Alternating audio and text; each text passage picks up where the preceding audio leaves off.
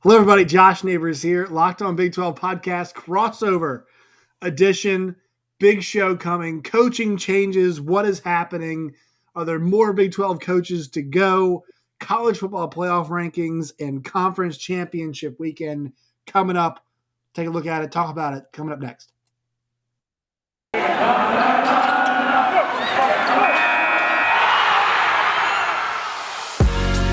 You are Locked on Big 12, your daily podcast on the Big 12 Conference, part of the Locked On Podcast Network, your team every day.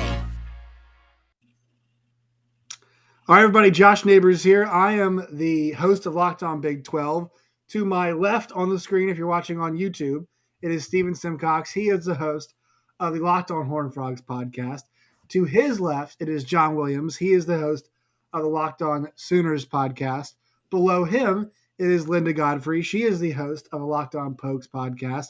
And then to her right, it is Jake Hatch, the host of the Locked on Cougars podcast, covering all things BYU. In case you didn't know, Cougars is BYU, Pokes is Cowboys, Sooners is Oklahoma Sooners, Horned Frogs is TCU, and I am Big 12. Shout out to the schools sending cease and desists. All right, so we have to talk about some variety of things tonight, but the first thing that we're going to talk about, and I've got some headers for this, it is LOL, what is happening for this first one? All right, so on the floor, there he is. Okay, John, we've got John. John's going to be the big one here just for a little bit. All right, John. So Oklahoma no longer has Lincoln Riley. What stage are we at? I've seen a bunch of people on Oklahoma Twitter tweeting, I am at stage X. I am at stage Y.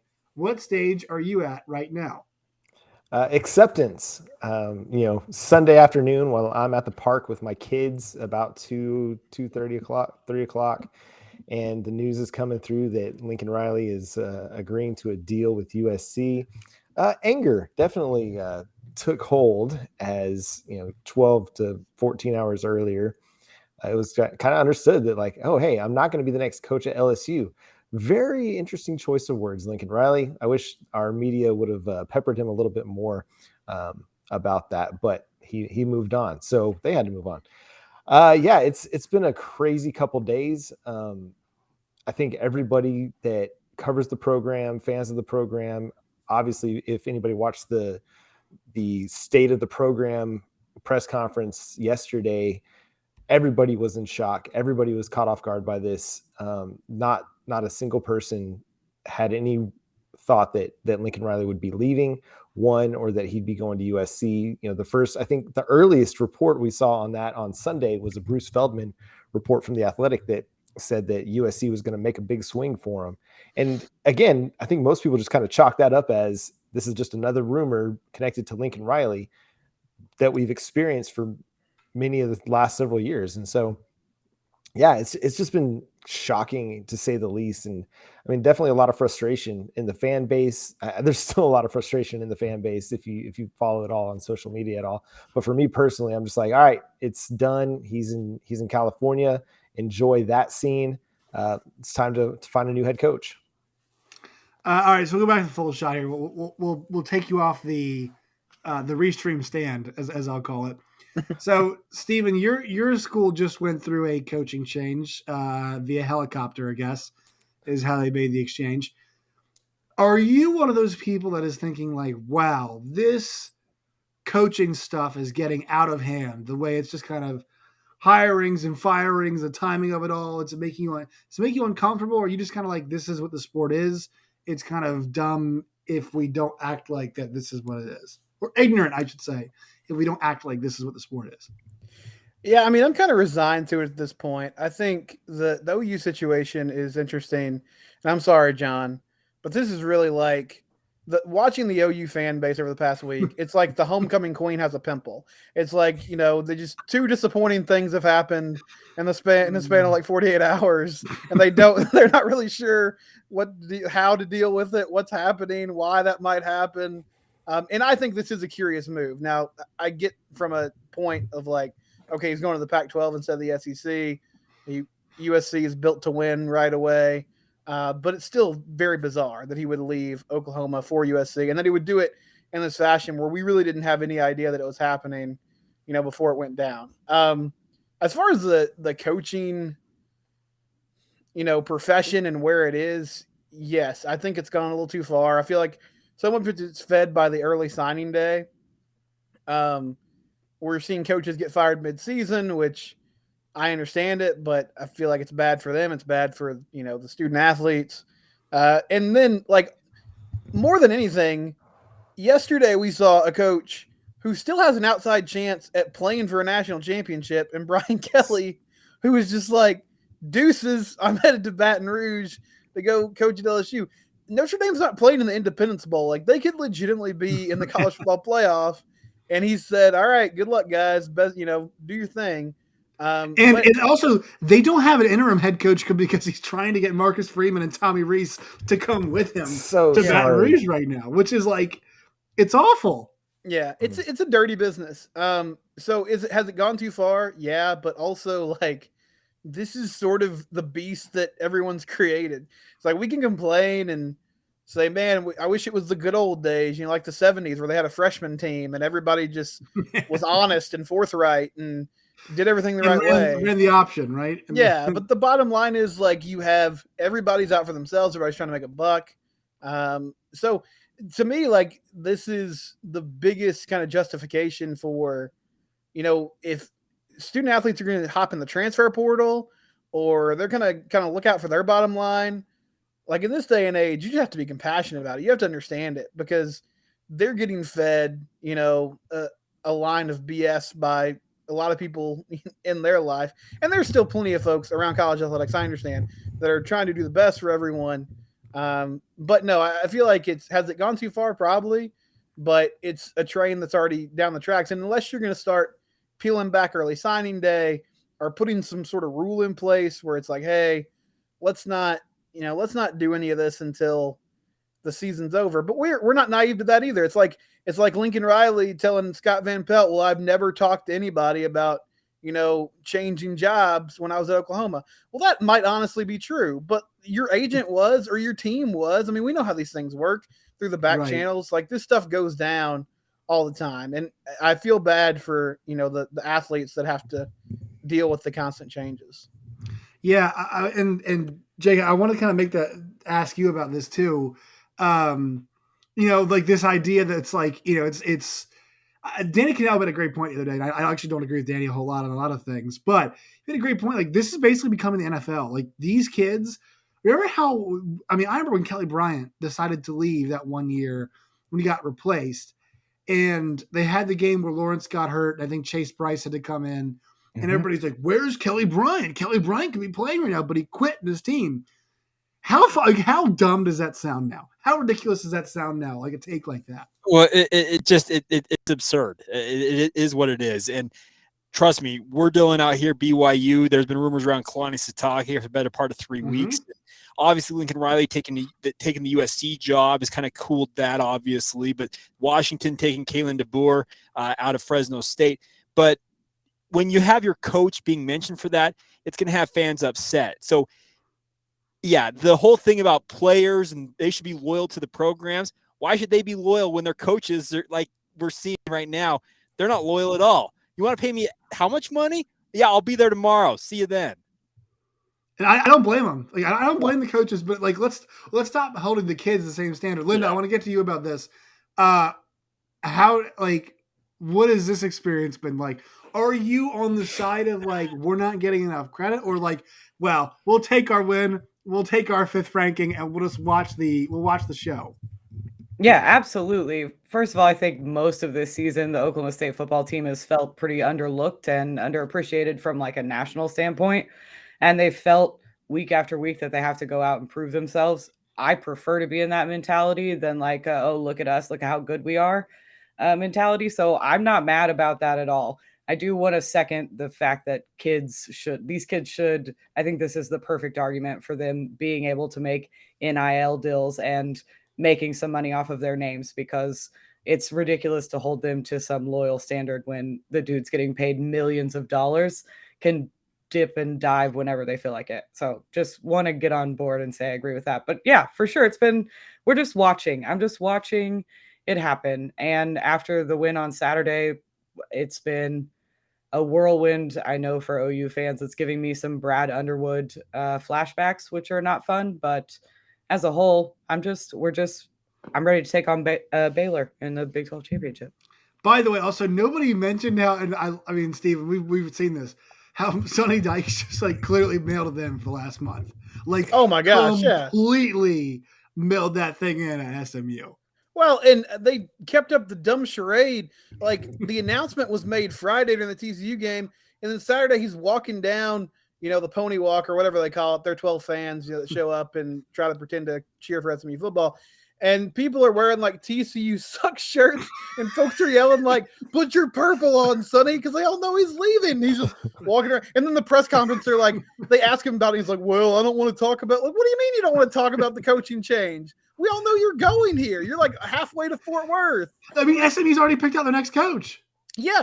Rhett Lashley was like in the building. He like said hi to the team after the game. He's like, "I'm ready to rock and roll with you guys." But yeah, it was so stupid. And they lost to Tulsa, which was embarrassing. And that was another thing. All these TCU fans are melting down, tweeting me like, "Well, why do we want Sonny Dykes? SMU sucks. They've sucked all November." I'm like, yeah, because all the kids know that he's gone. Of course they suck. He's recruiting kids to TCU right now. Like, yeah, he's not real interested in winning games in the American. He might not work out, but it's not going to be because of that. So yes, it's all so dumb. All right, I'm going to hit it. Let's talk about one of our sponsors here real quick before we get to some more fun coaching carousel questions. A lot of their noises. Prize Picks is the best way to play daily fantasy. I'm sure they've got probably some college football coaching odds there. Over under 2 more Big 12 coaches to go or something, and that probably 0.5 Big 12 coaches to go. I think Matt Campbell is probably the only one we're looking at right now. But this weekend for championship weekend, over-unders for yards, touchdowns, interceptions, rushing yards, team totals, all those kinds of things you can find at Prize Picks right now. You go and download the app. It's available in most states. Just use that promo code LOCKEDON, LOCKEDON, locked on. You'll receive a 100% deposit match up to $100 right now. Download the Prize Picks app, and you all can do that today. All right, so John, I'll go to you first on this. Potential replacements. The big 3 that we've heard. Well, I think people are talking about. It's Josh Heupel. It is Brent Venables, and then I'm totally blanking on the third one. Everybody's been talking about. Help me out here. I mean, I've heard Luke Fickell thrown around. Right. I mean, there's a whole host of names that. But I think the 2 leaders were Venables and Heupel just because of the Now, Josh Heupel gave a really unconvincing interview where he's people were like, would you go? I forget, it was former Tennessee quarterback. Totally forgetting his name. Eric Ainge. Yeah, Eric Ainge. Yeah, and he's like, "You're staying." I can't wait. And Josh Heupel, as he should not promise anything, and just said, "Look, I'm really building this Tennessee program. I'm focused on it. If Oklahoma promised to drop a gigantic bag, I could not, fault him one bit. But the favorite right now really does seem to be Brent Venables, so much so to where people actually thought they might even introduce him yesterday at the press conference. Yeah. That's where all the smoke is headed right now, is towards Brent Venables. Even as early as tonight, Chris Plank's saying they're just kind of ironing out the details. I'm hearing things like, if it's done tonight, it'll be him. If it's not, they might start looking at another direction. I think a lot of it is just ironing out details on Brent Venables at this point, which I think would be a great hire for the Oklahoma Sooners. First of all, I do want to congratulate Linda and the Oklahoma State Cowboys on their Bedlam win. Apparently it was so convincing that it ran Lincoln Riley out of the state. Yeah, man, Brent Venables, I feel like it's a great hire. I just did some research for an article and put together for Sooners Wire. You look back at just the level of success of getting defensive players drafted in the top 100 in the NFL. Brent Venables has had 15 top 100 picks, 8 first-round picks at Clemson. Oklahoma has had only 5 top 100 picks on the defensive side of the football and just 1 first-round pick in that same time frame. So obviously a much better defensive opportunity for Oklahoma, especially as they're heading into the SEC at some point, whether it's next year or down the road. It's going to be a big move for them. And you look at a lot of the alumni and former players, and they're all all over the idea of Brent Venables coming to Oklahoma. Yeah, I mean, it makes sense. Like, finally, for him to take a job, it would be this one. Steven, if you were Joe C., would you want to wait a second before you go to the SEC? Because I feel like with the deterioration of this recruiting class in the moment, you might want to pump the brakes here a second. Make sure we all get all set up, get our ducks in a row before we head to the Southeastern Conference and get ready for that. That's a fair point, and I do love the idea of OU being like, "No, let's please wait a year so we can 2025. We're actually fine with that. We're actually fine with 2025 before we can go to the SEC." Well, also you're talking about. I mean, Venables, I think it'd be a great hire, but you're also talking about a totally different identity shift. I know with Alex Grinch, they've leaned into defense more, but this would be a defensive guy who I'm sure is going to bring on a great offense coordinator. And do you go from really, pounding the pavement, getting 5-star receivers to maybe getting some more athletic guys on the other side of the ball? I could see that, but ultimately, like, the money is going to win out. So I don't know does Josie want a super competitive football team? Yes. But if the SEC is like, hey, we need to get this TV contract done, we need you guys in here right now, then that's going to be the priority number one. I mean, so much of it's going to depend on what happens with Caleb Williams. Yeah, that's huge, right? Well, and you saw, I mean, basically, because here's the thing, like, it's almost like you don't want to give a kid, an 18-year-old, 19-year-old kid, like that kind of agency or, ability, I guess, but like, it's almost like, does the kid get any input? I mean, on who the next coach is? Because Rattler's gone. The new kid, what's Malachi? What was Nelson. his last name? Yeah. Nelson. Yeah. He's going to USC. Yep. Like, do you Shocker. do you almost give you almost have a conversation with some of the players, leadership, and be like, hey fellas, we need you guys here. Who do you guys want? I mean, I don't know if you can, you Right, gotta look long-term, you gotta look at what's going to be best for our program when Caleb Williams is in the NFL, because he's not going to be around forever. And Right. and I think the thing that hurts so much about this move is people thought Lincoln Riley would be around forever, or he went to the NFL, but they got to find somebody who's going to be around for a Bob Stoops like tenure. And that transition makes it so much more difficult too. The fact that they're going to have to be the person that makes that transition.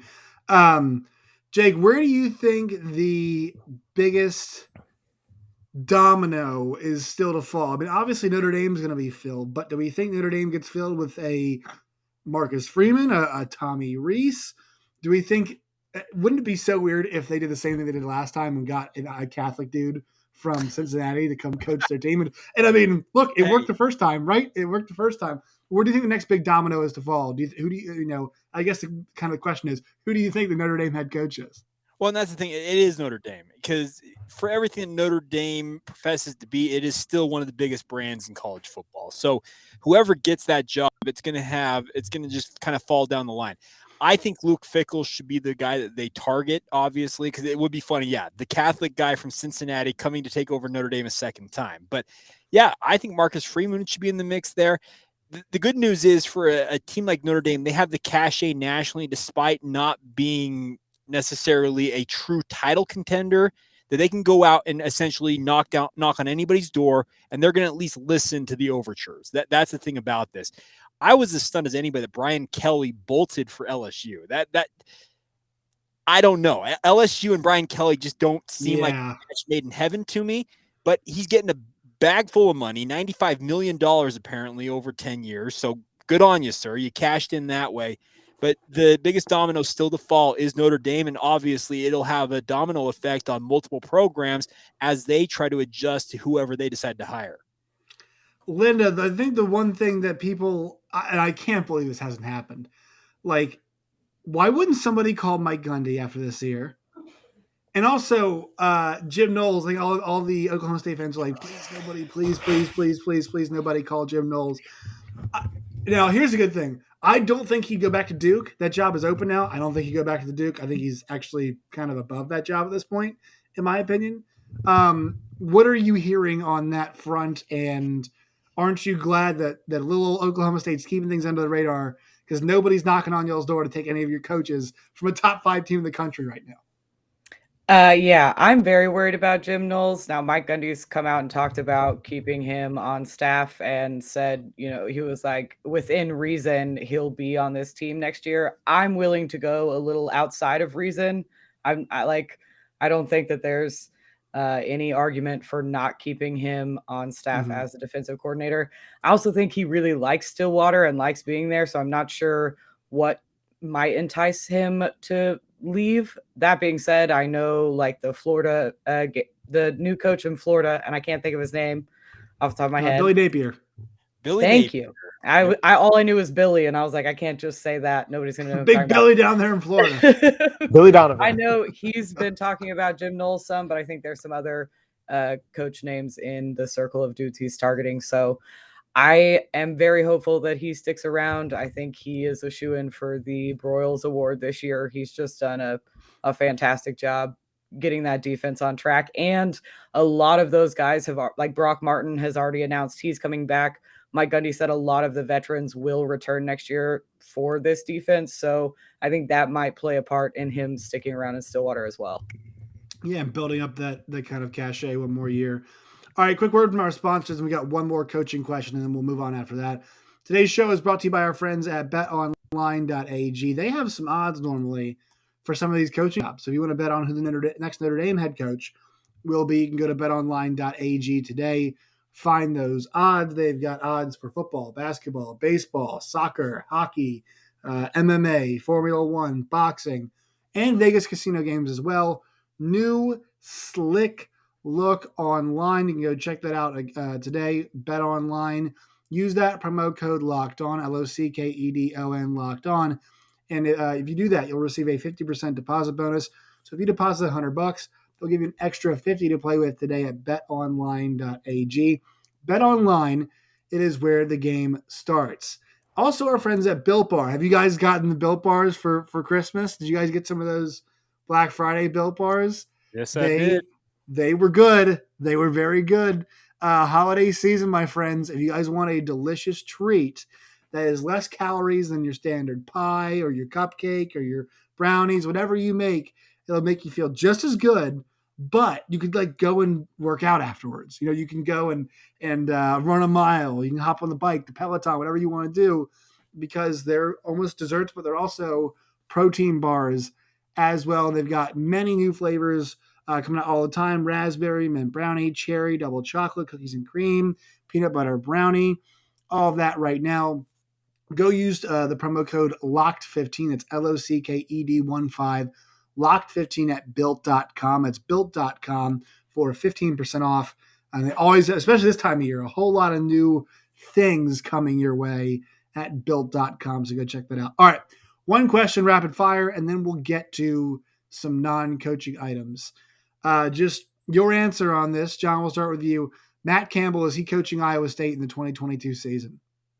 No. Where do you think he would go?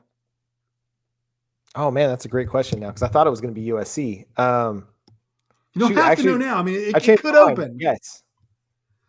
So, yes. You think yes? Yeah. Steven? Yes. I mean, there are only so many places where you can say your goal is not to win a conference title and stick around. That's a very fair point. Linda? I was going to say no, but then Steven reminded me of that god-awful press conference, and I'm going to agree and say yes. Jake? I'll just be the black sheep. I'm going to say no. I think he's got too much attention on him. Notre Dame should kick the tires on him. There's no doubt about that. This guy wins, and if you can win in Ames, Iowa, you can win in South Bend, Indiana.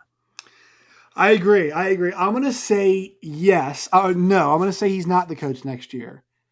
But I think the job might be at the next level. Because remember, a couple NFL teams did take a pass on him last time, and he said no.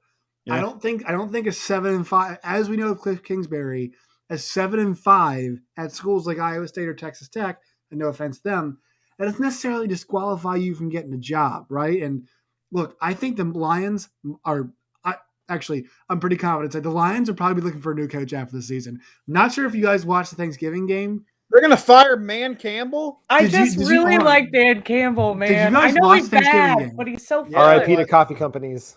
Did you guys see the double timeout that Yes. he rolled out? I mean, that was one of the worst pieces of coaching I've ever seen But he in bites my entire kneecaps. life. Yeah, I was but gonna say, what if they try to fire him and he like choke somebody or something? And lose his job and everything? Did you I guys just, see I, a That's the couple one weeks ago I instance wanted he him to actually be needs they to so cheer. bad. physically buried footage of a game a couple weeks ago as if like like that might work like 10 20 years ago, but like everything's digital now. So did he just did he just like find a VHS? Like how do they physically bury the footage now and everything as if we can't go back and watch what happened? That's so like 8th grade B team, like just they buried we've got this here disc. They had the Microsoft Surface tablet. Probably just buried one of those. Just buried a tablet in the ground. The interns are like, "We've got one missing, Coach. What happened to it?" He's like, "Don't worry about it. Don't worry about that one." Yeah, but I think there's always NFL jobs, and look, a lot of them. Hey, maybe Matt Rule wants to come back and coach college. There's that situation there. That could be a possibility, and they flip flop there. You never know. So I'm going to say no, and also I think his stock will drop because that team next year is not going to be that good. Compared, they're losing so many awesome players off that team. So, all right, that will do it for coaching. We are going to go now to the next part. Wait, before we move on. Oh, yes, go ahead, John. I just wanted to say something to Steven and Linda. Gary Patterson and Mike Gundy would never have pulled what Lincoln Riley pulled. So for as much crap as those two guys get, loyalty was definitely high. I wouldn't put it past Mike Gundy. Me either. Dude, okay. Listen, somebody reminded me today, big Oklahoma State fan, that Mike Gundy has been in Stillwater, like literally lived in Stillwater since he was 18 years old. Yeah. That is true. I don't think he would ever. He did a lot of the flirting with other schools to get bigger contracts, which I totally get your bag. But for as much like, how do I put this nicely? I've complained a bit about Mike Gundy's offensive play calling in the past and some in the present, but this week has been like, oh God, I'm so glad we're not doing that. Like so I appreciate that. It feels good that that's not happening. I think GP did have a little bit of a flirtatious streak with. Yeah, well, mid 2010s. He was really loyal. He did say at one point that there were a couple of jobs he would, answer the phone for, and he'll tell anybody who asks or doesn't ask about the Tennessee job. He was at one time like in the running for the Tennessee job, but they didn't really, personality-wise, they didn't get along. It's kind of like your grandpa telling you that like Lucille Ball asked him out or something. Like he just wants to tell anyone and everyone that Tennessee had a shot at him and they missed out. But he is very loyal. That's right. He's loyal to a fault. Yeah. I understand, John, why you're upset about it. No, and it's more. I'm just thinking, like, how cool is it that a guy like Mike Gundy has been where he's been for as long as he's been, and had he's had some successful seasons before this one too, where he could have been a hot name to get a higher level job, but never took it. I just think it's really cool. Like, and I know I'm the naive kind of sports fan, college football analyst, right? But no, I'm not saying right you are, but like a lot of us. No, it's true. Like, anytime anybody asks me about Lincoln Riley going even to the Dallas Cowboys, I'm like, he's never leaving Oklahoma for the Dallas Cowboys. Like yes, the Dallas Cowboys is a great job, but anyway, I digress. But no, this is more just to say, like, I've always had a lot of respect for Gary Patterson. I've got more and more respect all the time for Mike Gundy. I just think it's cool when these guys decide to make a job like their life job. That's just really right. Cool. And I think it makes what Bob Stoops is doing now even pretty cool. Oh, go ahead, Jake. Sorry. Well, that's one thing that BYU fans are hoping that Kalani Sitake has said. This is a dude who grew up rooting for the Cougars, played for the Cougars, and has said multiple times his dream job was to be the head coach at BYU. They're hoping that he pulls a Mike Gundy and makes it a long-term stop. Yeah, and I think it's cool that the Big 12 has had some of those guys, right? Like, I always say fans want to be Matt Campbell, but I think, like, to your point, John, it's pretty clear, like, Bob Stoops is showing now why he is one of those guys, right? Like this, he's come back as the interim coach. Who is a Wisconsin guy? Totally blanking. Barry Alvarez did the same thing, right? Athletic director, and came back and coached a game for them as well too. All right, let's get to these college football playoff rankings here. All right. So here we go. This is the first graphic that we always show. There you go, Gary Farda. As always, representing Gary. Always reasonable. All right. Always. We're going to keep that one going. Okay, here are your latest rankings. 1, Georgia. 2, Michigan State. 3, Alabama. 4, Cincinnati. 5, your Oklahoma State Cowboys. 6, Notre Dame Fighting Irish. 7, Ohio State Buckeyes. 8 is the Ole Miss Rebels. 9, the Baylor Bears. Sad they got dropped a little bit. 10 is the Oregon Ducks. And then also representing the Big 12 Conference / future Big 12 Conference, it is Oklahoma at 14. I missed BYU at number 12 there. So 12 BYU. Oklahoma is 14. The Houston Cougars are at 21. Man, so I just want to mention this really fast before we get going here. And I'll give you Jake on this. Fantastic stuff from the future members here. And also, we were so close to getting an undefeated Houston and an undefeated Cincinnati. I mean, those two teams did not come across each other. And Houston was beaten up on Texas Tech pretty good earlier this season. Shout out to BYU, 10-2, escaped from USC the other night. And literally escaped from USC, and also, I guess, figuratively with Kalani Stocky not going there as well, too. So double meeting there on that one. But yeah, 3 future members in the top 25 here, and 2 future members inside the top 12. And that's the really fun part about this is there's been a lot of people out here, Utah fans in particular, out this way, who have been really saying that BYU's going to a conference it's just not going to be as good once Oklahoma and Texas depart. And all BYU fans do is they just point at the college football playoff rankings. They're like, are you seeing what I'm seeing here? Like, there are more ranked teams in the future Big 12. And even if Oklahoma and Texas don't leave right away, you could have these ranked teams for at least 2 or 3 years altogether. And it's as good, if not better, than the Pac-12 right now. So it's actually some really, really positive signs moving forward for this conference. Linda, I'll go to you now. 5. They positioned you all very well. Now, the concern comes, I guess you can't really worry about this stuff, but the concern comes here.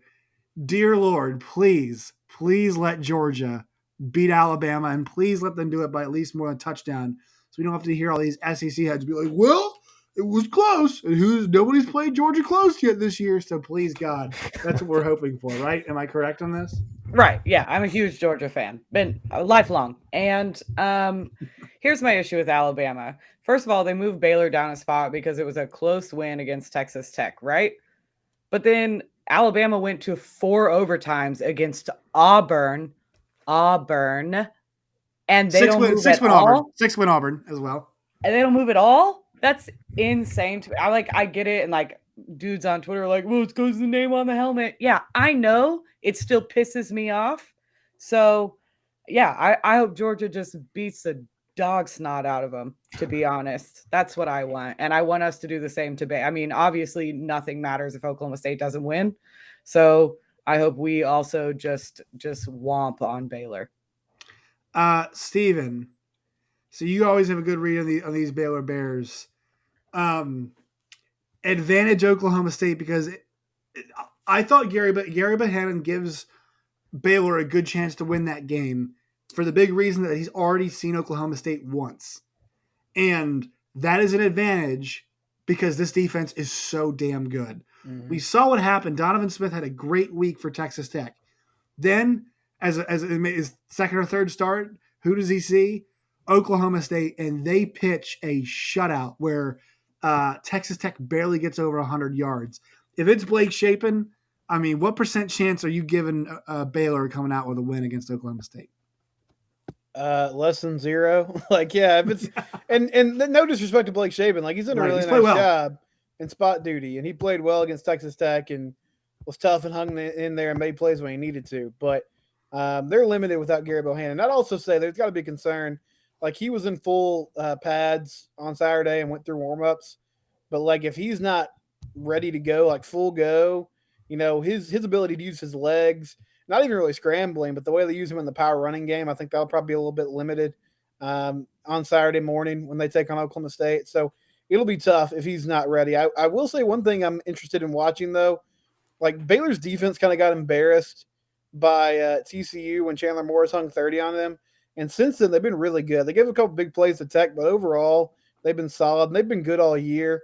So I mean, this might be like first one. I know, and I don't want to dunk on him too much. Like people just say these things, but that Iowa quarterback today was talking about the Big Ten title game and said, "Well, it's not going to be like a Big 12 game where everybody just has all day to throw."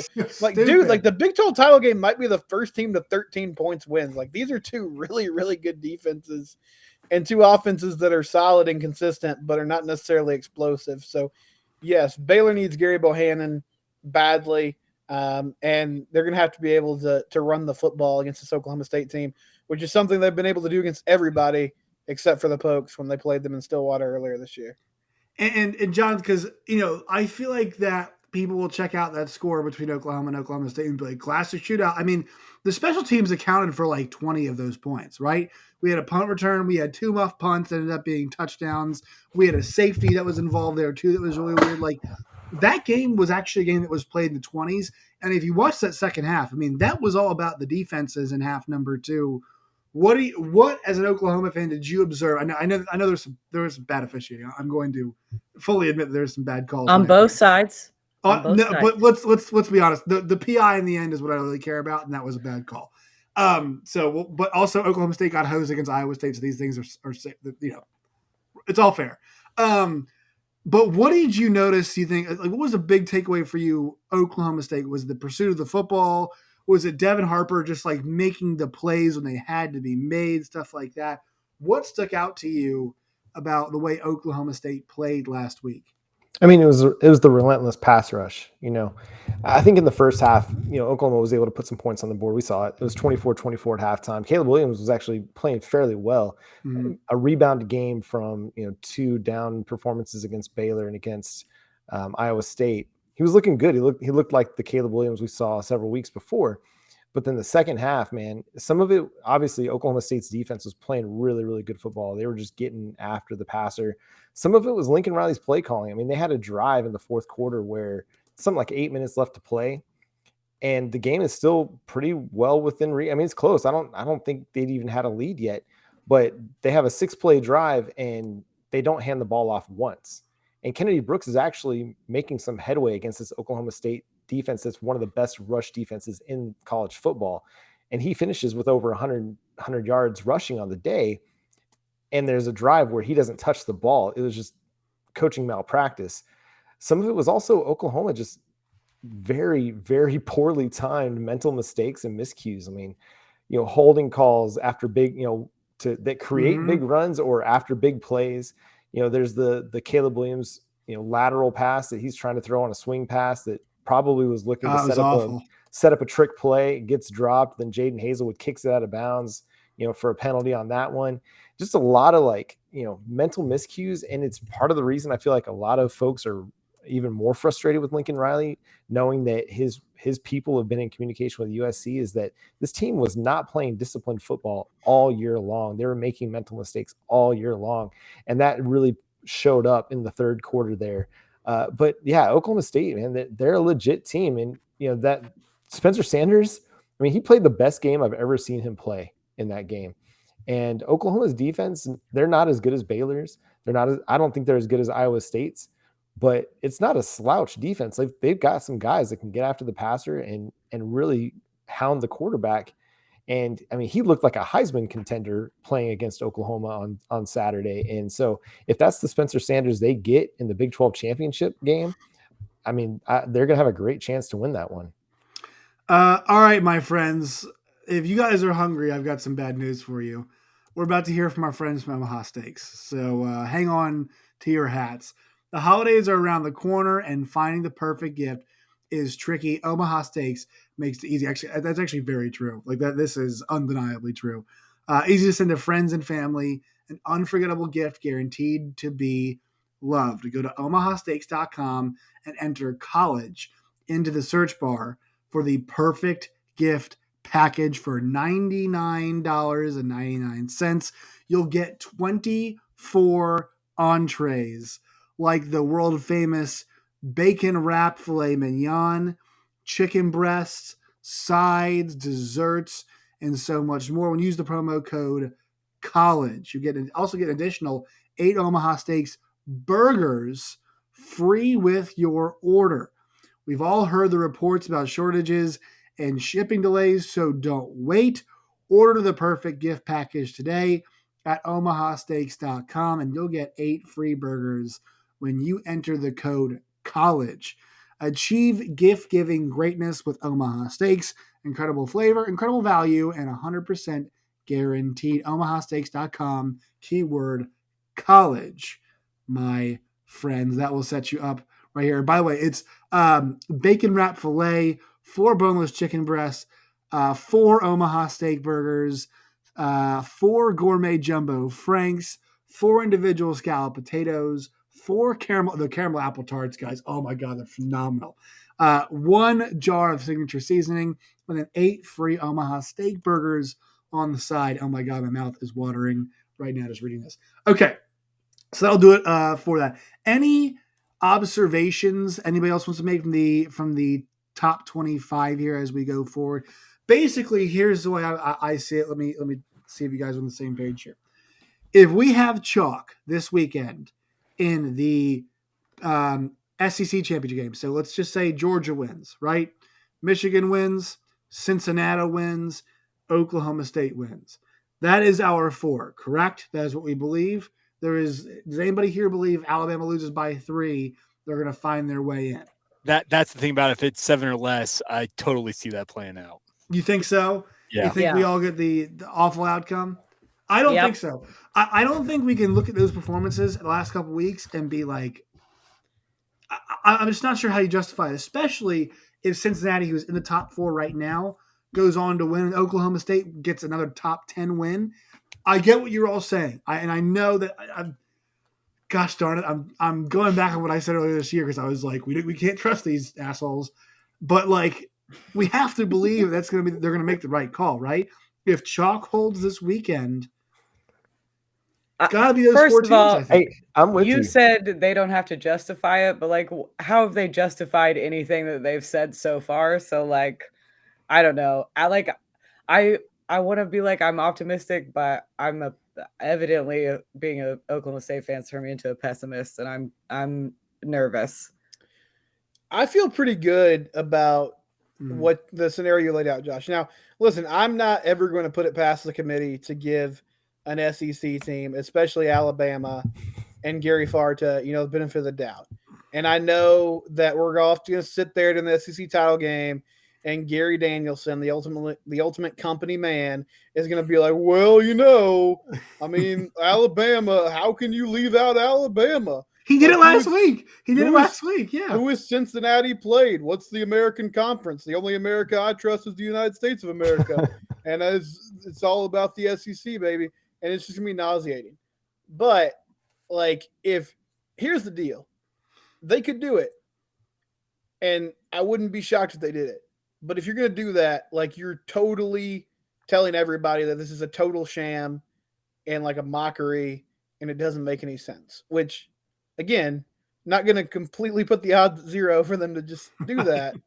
But, if you want to keep some semblance of competitive balance, because this is another thing, the coaching carousel we discussed earlier, this is another thing that's really hurting college football, is that we talk so much about the playoff, and ultimately there's 4 teams that can make the playoff. And if we're being honest with ourselves, there's a lot of schools that are never going to have a chance to sniff the playoff, right? And one of the things that I think is great about college football is in pro sports, everybody's trying to win a title. And if you don't win a title, it's super disappointing. But if you're a TCU fan and your team goes 8-4 and plays in, the Cheez-It Bowl, you can still feel pretty good about your season. Right. It's kind of fun. Your team won some big games. You go to a bowl game, and that's getting cheapened now by the playoff process. And if you just totally go villain mode, then I think it's going to turn a lot of people off to this whole charade. I guarantee, and this is why we, especially that was one of the first thing I brought up when I mentioned the football, the rankings that I asked Jake about the other teams. And I had mentioned that a bunch in this show before. Kansas State going 7-5 matters because if Kansas State fans care, it matters. I have my Willie the Wildcat shirt right over here, right? So if you want to go to the gym and wear your shirt after a big win, that stuff matters. And Stephen, like to your point, like Oklahoma State making the playoff, even if they get boat raced by Georgia, that cool. But like, and of course they're going to give it their all. But like being there is awesome. And if Cincinnati gets there, it's awesome, and it's going to make us feel accomplished. That's why I think we all have so much invested in this round of the college football playoff, because who is not there, right? Who is not there? Ohio State won't be there. Oklahoma won't be there. Clemson is not going to be there. And we hope, we pray, we do whatever in our homes we need to do to, fingers crossed, whatever God you pray to, or if you don't have a God, whatever. But like, we're just all saying, look, please no Bama. If Georgia beats them, keep them out. It feels like this season's predetermined. If you told me right now, hey, look, everybody, we're not going to make Georgia play an SEC title game. We're not going to make them play a semifinal. We're going to put them in the final. Everybody be like, you know what? That's fine. All right, that's totally fine. They kind of earned that at this point in time. But this is really about 3 and 4 right now. And will they make the right decision? And I know we're all kind of on pins and needles waiting to see. But I think like Cincinnati to me has been so convincing that you just can't look. I think if any team gets shafted, I think it's gonna be Oklahoma State. Like, to be honest, I think it's the Pokes. I mean, Cincinnati has been so convincing, and they've kept them in that range that I don't see a way in which that they take them out. I'm totally setting myself up for a disaster. I'm talking myself into a complete disaster. Somebody save me. No, I mean, I think you're right. Like, I'm going to play naive sports analyst again and just think that they can't put a 2-loss Bama team in there when you've got undefeated Georgia, undefeated Cincinnati, who's got a signature win over a top 6 team, Notre Dame, and a 1-loss Oklahoma State team who won the Big 12 conference, beating Baylor twice, beating Oklahoma. I mean, it just would not make any sense, and it would just put on display for the whole world to see what the absolute farce the college football playoff would be in that situation. They've got to do it to save face. And if they don't, everybody will want to burn it down. Like, I will burn it down, just so we're clear. I will burn it Seth down. Rollins, baby. I won't want to. There's my wrestling reference for the evening. All right. Should we talk about this weekend? There really isn't a whole lot of, so the sickos stuff is off the board. There really is no sickos game of the week. Actually, there is a sickos game of the week. Well, let's get it out of the way now. It's in the Pac-12. Cal is playing USC. I was going to say Saturday night. There's one out on the West Coast. Yeah. Is this like a makeup game? Is this a makeup COVID game? This is a makeup game. This is a makeup game. Cal's the only team that's had a game postponed due to COVID issues. It was the USC game 2 weeks ago. They moved it to this weekend. It's of no consequence. Neither team is bowl eligible. They're just playing a game. Does Lincoln Riley call plays? I love that for them. Does Lincoln Riley call plays? Yeah, from the upstairs booth. All right, so let's go around to everybody and talk about the game that we're most looking forward to this week. Linda, you have the honors. I know you're going to tell me not to pick my own team's game. You may pick it. To be honest, this week. I make the rules. No, I'm just kidding. I am making orange Jell-O shots to take on my couch while I watch this Oklahoma State game. I have a plan for if we come out with a big win. We have the whole day planned. Also have a backup plan in case things go very poorly and I need some self-love. So I'm very ready. I'm nervous. This is Linda's last podcast. Yeah, I'm never coming back. In the third quarter, I texted the guys that I do the fantasy podcast with. I was like, don't talk to me till Monday. Just don't even talk to me. And then at the end, of course, I was fine. But third quarter, I was not okay. I'm very ready for that game. I think, like you guys talked about, it's going to be it may be a first team to 13 point type of game. It's two teams that really like to run the ball.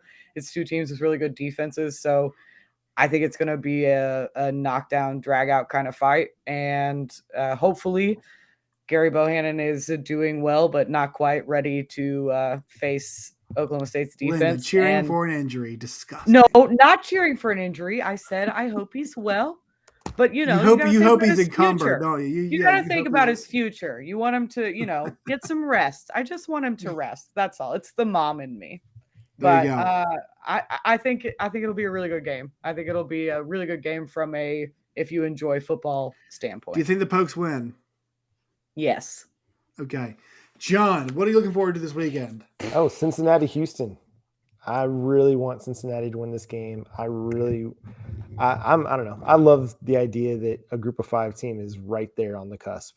And one that's playing good football, seems to have a really good defense and has a good offense to go with it. I like fairness, and part of the reason I want an expanded college football playoff is to make sure that everybody has a chance. And my light just went out because I think, so we're in the dark. It's cool though. Gary Barta just cut you off, bro. He did not like my pro group Since of 5 who? talk. Nope. Yeah, Mike Oresco, I need your help. Holler at me, boy. Then that's just what I'll say about that. All right. Good times. Go Cincinnati. Go Bearcats. All right, Steven. Yeah, so John kind of stole mine, but I want to ask this question to you, Josh. Why did Dana Holgerson's name not come up at all in this coaching carousel? He's done like a great job at Houston. So that was really fascinating to me. And here's my read on this, is that they needed to have a good season because they paid him so much money. But I think that's why. I think there's an understanding there that the Fertitta Collective, whoever else has any involvement at the University of Houston, gave him so much money and invested so much in that program. It's like, bro, you are not going anywhere. There we go. We're back. That was my read on it. But that's just my 2 cents, Steven. Yeah, I was kind of thinking about that the other day because, his name never really came up in any search, but the TCU search, Texas guy, would kind of make sense. But I like Dana, and I think I made the joke before, but Locked On Cougar is the name of Jake's podcast. Sounds like a Saturday night out with Dana Holgerson, if you're going to have some fun with him. Anyway, so I'll bounce to another game, though. I want to see, this is obviously not like an under the radar game, but I just want to see Georgia beat the snot out of Alabama. Like, I'm ready to see it happen. I hope it happens. I'm not going to, doubt the Dark Lord, Nick Saban, but it would be fun if we see some pain from the Alabama faithful on Saturday afternoon. Jake? All right. So BYU is ranked 12th. We all know that. College football playoff. As such, under the rules, they are currently still eligible to play in a New Year's Six bowl game.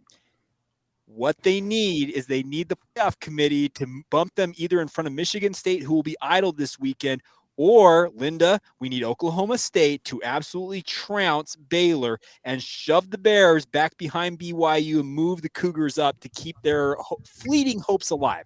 I still don't think they ultimately make it as an at-large team, but the hope is still there for BYU, so go Pokes.